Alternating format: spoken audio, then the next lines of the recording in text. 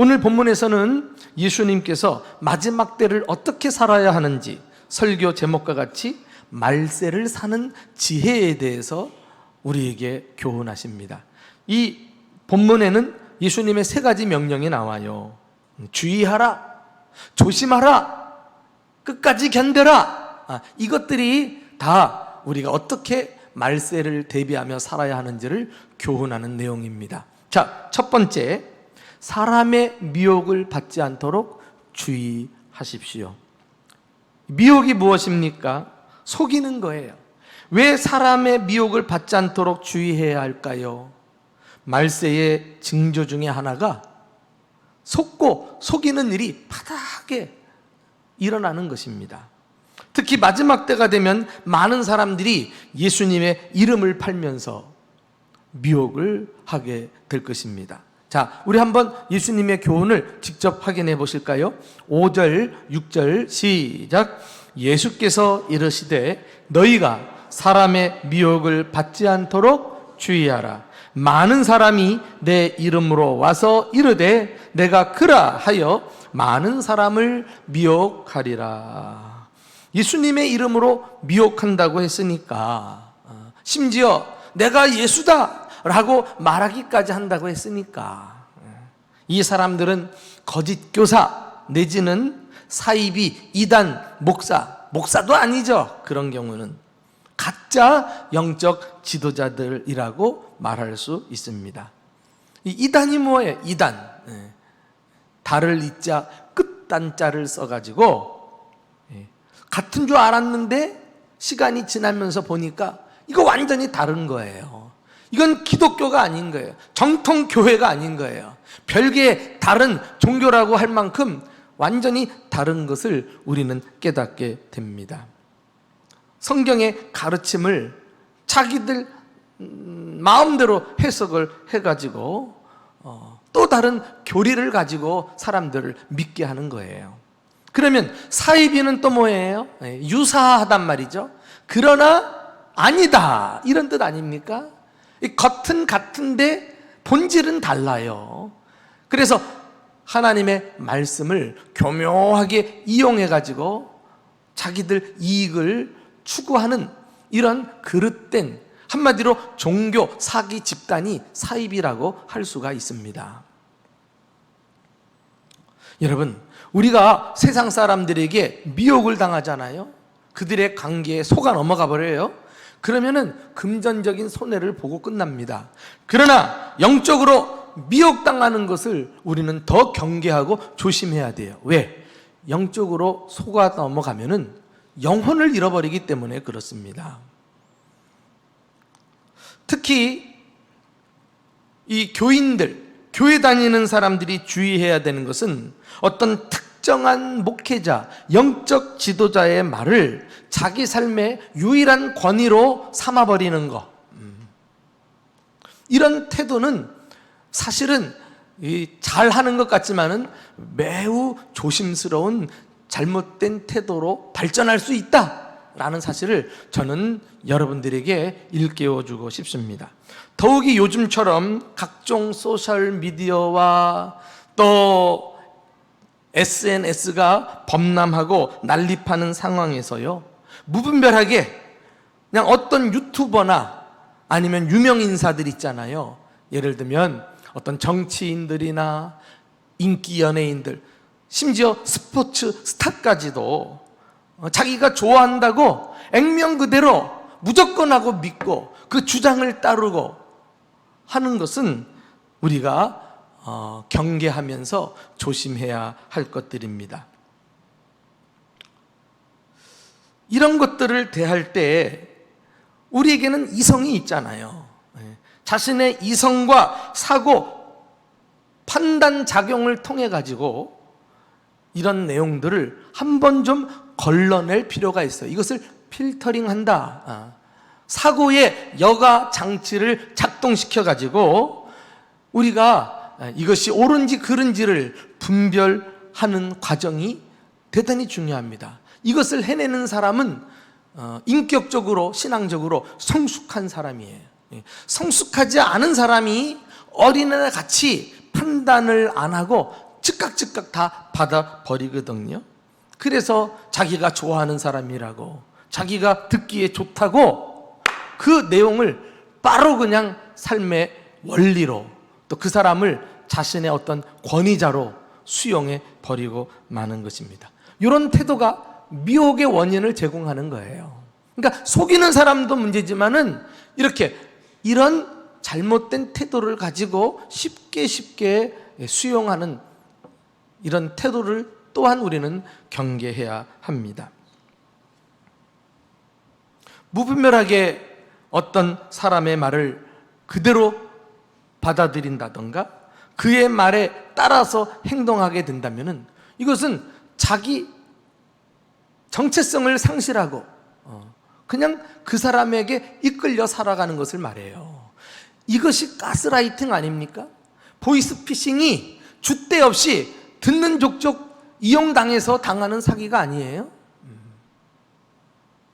바로 이런 점을 많은 미혹하는 자가 노려가지고 우리를 쇠뇌합니다, 조정합니다, 그리고는 이용해 가는 거예요. 여러분, 우리가 신앙인으로서 아주 좋은 신앙생활은 여러분들이 오래 몸담고 있는 교회를 중심으로 꾸준히 신앙생활을 하는 것입니다.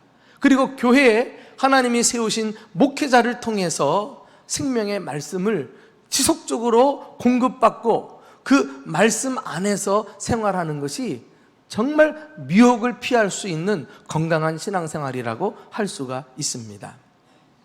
그러다가 또 우리는 이런저런 자료나 정보 매체를 통해서 또 그 교회 담임 목사가 주지 못하는 좋은 설교나 은혜로운 말을 들을 수 있잖아요. 그것은 보완하는 것으로 끝나야지, 그것을 맹신하고 또 그것을 절대화시켜서 그것을 사람들에게 강요하고 이렇게 하는 것은 그것은 결코 바람직한 태도라고는 볼 수 없습니다. 기억하십시오. 신앙의 이름으로 하나님 외에 우리를 누군가나 또 어딘가에 중독되도록, 집착이 되도록 빠뜨리는 것은 건강한 신앙이라고 볼 수가 없습니다. 참된 신앙은 우리를 자유롭게 만드는 특성이 있어요. 요한복음 8장 32절에 너희가 진리를 알지니 진리가 너희를 자유롭게 하리라 그리했거든요. 그러니까 우리가 신앙생활 하면 할수록 우리는 이제 더 이상 죄의 종이 아닙니다. 사람들의 종도 아닙니다. 어떤 관습의 종도 아닌 것입니다. 나약한 종이 아니라 하나님의 자녀로서 당당하게 자유인이 되어 살아가는 삶을 누리게 되는 것입니다. 여러분의 담임 목사라도 말이죠, 가만히 목사님의 설교를 들어보니까 하나님 얘기는 안 하고 말씀은 제대로 안 전하고 자기 권위만 내세우고 나만 의지하고 나만 믿으라, 내 말만 옳다, 뭐 이런 식으로 얘기한다면은 그런 목사를 여러분들은 신뢰해서는 안 돼요.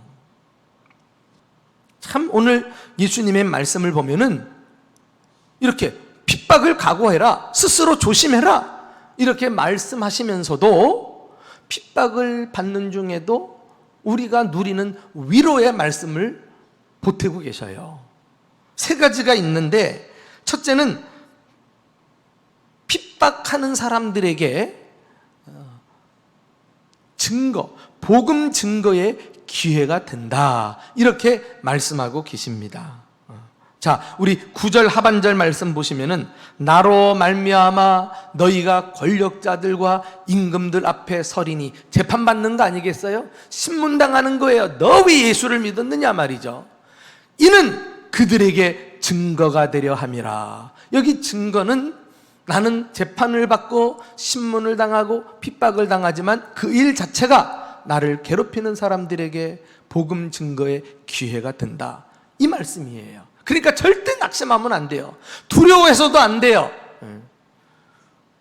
실제로 베드로와 요한이 성령 충만을 받고 성전에 기도하러 들어가다가 성전 앞에 앉아있는 안진뱅이를 나사렛 예수의 이름으로 일어나 걸으라 고치고 그를 구원하지 않았습니까?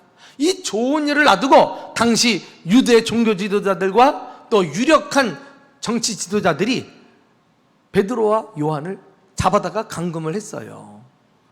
그리고서는 그 다음날 신문을 합니다. 재판이 열렸어요. 너희는 무슨 이유로 이런 일을 하느냐? 그 뒤를 캐묻는 질문 아니겠어요? 그때 이 베드로가 당당하게 이야기합니다.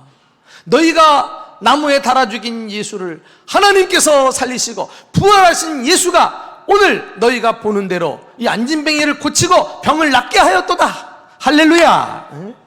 야, 베드로가 이런 말 할 것이라고 누가 알았겠습니까? 그런데 베드로와 요한을 핍박하기 위해서 마련된 재판 자리가, 그 신문하는 중에 예수 얘기를 안 할 수 있겠어요? 당연히 예수 얘기가 나오지. 그러니까 저절로 복음이 증거되는 기회가 찾아온 거예요. 그리고 나서 그 다음에 바로 이어서 유명한 말이 나옵니다. 바로 베드로가 뭐라 그랬냐면은, 다른 이로서는 구원을 받을 수 없나니 천하인간에 우리에게 구원받을 만한 이름은 예수 외에 주신 적이 없느니라. 할렐루야. 사도행전 4장 12절에 나오는 말씀이에요. 야, 이게 재판을 받으면서 터져나온 복음이라니까. 또 한 가지, 우리가 핍박을 받으면서도 위로가 되는 사실은, 나는 핍박은 받지만 복음은 멈추지 않고 세계 만국으로 확장된다는 것이에요. 우리 10절 말씀 한번 다 같이 읽어볼까요? 시작. 또 복음이 먼저 만국에 전파되어야 할 것임이라. 할렐루야. 사도 바울을 기억하시죠? 그가 복음을 전하다가 로마 감옥에 갇혔습니다. 이제 그는 더 이상 복음을 전할 수 없는 처지에 놓였습니다. 그리고 붓을 들어서 빌립보 교회에 편지를 썼어요. 빌립보서 아닙니까 이게? 그런데 그 빌립보서 1장 12절에서 내가 당한 일이 도리어 복음의 진전이 된 줄로 너희가 알기를 원하노라. 할렐루야. 복음이 전파되는 큰 진전을 이루었다는 거예요. 아니, 갇혀있는 사람이 무슨 복음을 전해? 지금 빌립보서, 에베소서, 골로새서 등등 감옥에서 쓴 서신들이 많잖아요. 바울은 가만히 있지만은 그 서신들이 퍼져나가면서 얼마나 복음이 확산됐습니까?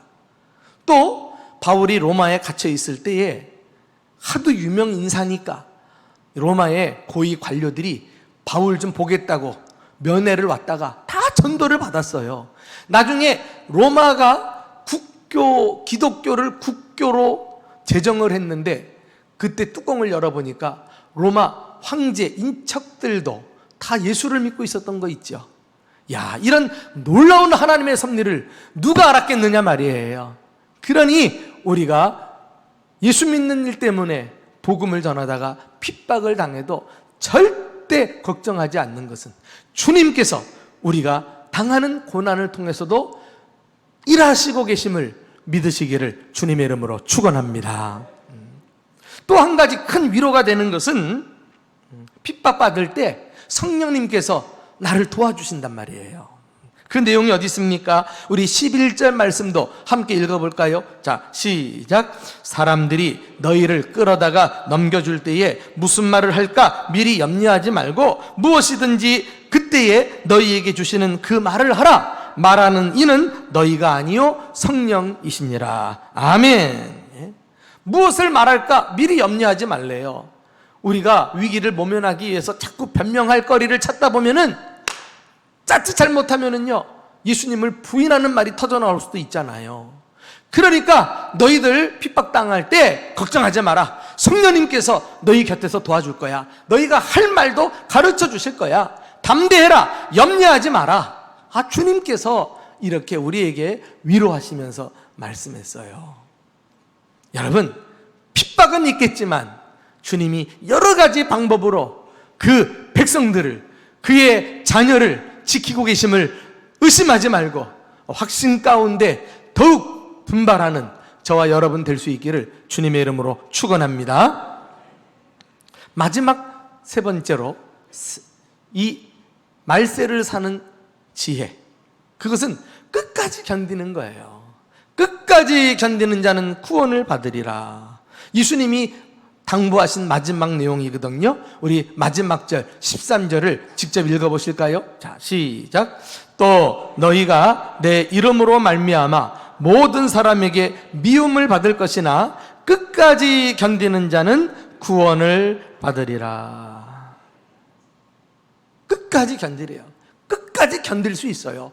우리 그리스도인들이 고난 중에도 끝까지 견디는 이유는 고난의 의미를 알기 때문에 그래요. 앞서 말씀드렸습니다마는 내가 당하는 고난은 오히려 복음 증거의 기회가 된다니까. 이로써 복음은 세상을 향해서 더 빠르게 확산이 될 것이고, 확산이 되면서 예수님의 재림은 앞당겨질 거예요. 내가 고난은 받지만 주님은 일하시고 계시거든요. 그러므로 끝까지 견디래요. 믿음을 포기하지 말래요. 예수님에 대한 사랑을 저버리지 말고 소망 가운데 견뎌내라는 것입니다. 사랑하는 교회 여러분, 여기서 분명히 알아야 될 한 가지 중요한 사실이 있어요. 이 잘못된 종말론을 가르치는 사람들은 예수 믿는 사람은 마지막 때에 고난을 받지 않고 환난을 피해갈 것이다, 이렇게 가르치는 사람들이 있어요. 그거 환난 받지 않는다, 환난이 피해간다 그러니까 언뜻 듣기는 좋지만은 그 성경의 진리가 아닌데 따라가면 안 됩니다. 구체적으로 이 사람들 하는 말을 들어보면은요, 예수님 재림 직전에 소위 7년 대환난이 있는데요, 그 7년 대환난이 시작되면서 동시에 예수님이 공중에서 살짝 오셔가지고 믿는 사람들을 다 끌어올라간대요. 그래서 지상에서 우리는 더 이상 환난을 받지 않는데요. 많이 들어보셨죠? 많이 들어보셨죠? 저도 그렇게 가르치면 얼마나 좋아요. 여러분들에게 그렇게 소망을 불어넣어주면 얼마나 좋아요. 그런데 성경은 그렇게 말씀하지 않는데 어떻게 내 마음대로 말할 수 있어요? 많은 경우에 이 예수님의 재림에 대해서 잘못 가르치는 이단과 사이비들이요, 우리는 다 주님께서 끌어올려가지고 다 환난에서 면제된다, 이렇게 가르치고 있습니다. 그런데 보십시오. 오늘 성경만 보아도, 오늘 본문만 보아도 재림의 당사자인 예수님께서 뭐라고 말씀하십니까? 너희가 모든 사람에게 미움을 받을 것이다, 핍박을 받을 것이다, 그러나 끝까지 견디는 자는 구원을 받으리라. 그런데도 고난이 없다고요? 어디서 이런 거짓말을 하죠? 우리에게 고난이 있고 핍박이 있고 환난이 있어요. 고난의 터널이 있다면 우리는 그 입구에서 벗어나서 우회로로 가는 것이 아니라 고난의 터널을 통과한단 말이에요. 그러니까 끝까지 견디라고 말씀하고 있지 않습니까? 이게 말세를 사는 지혜입니다. 우리는 인내하고 오래 참고 기다리는 법을 배워야 할 것입니다. 그러면서 예수님은 이 인내하는 자에게 구원의 약속을 주시잖아요. 끝까지 견디는 자는 구원을 얻으리라. 결국은 고난의 터널을 통과하지만 구원을 받는단 말이죠, 그런 사람이. 똑같은 사건을, 본문을 기록하고 있는 누가복음 21장에 가서 보시면은 이 내용을 좀 더 자세하게 다른 내용, 비스무리한 내용으로 표현하고 있어요. 우리 한번 그 대목을 읽어보실까요? 누가복음 21장 17절 19절 시작. 또 너희가 내 이름으로 말미암아 모든 사람에게 미움을 받을 것이나 너희 머리털 하나도 상하지 아니하리라. 너희의 인내로 너희 영혼을 얻으리라. 앞에서는 핍박당할 것을 말씀하시고서 지금은 머리털 하나도 상하지 아니하리라. 야, 이 앞뒤가 맞지 않는 말씀 같아서 헷갈리기까지 합니다. 여러분, 여기 머리털 하나도 상하지 않는다라고 할 때 머리털은 성경에서 지극히 작은 것을 표현하는 그런 낱말로 사용되었어요. 다시 말해서 세상은 우리를 핍박하지만 우리가 믿음 안에 끝까지 거하고 있으면은 그 어떤 것도, 그 무엇도 하나님과 우리 사이에서 빼앗아 갈 수가 없어요. 하나님의 사랑의 줄에서 우리를 끊을 수도 없고, 우리에게 보장된 구원도 단 1도 빼앗아 갈 수 없음을 믿으시기를 축원합니다.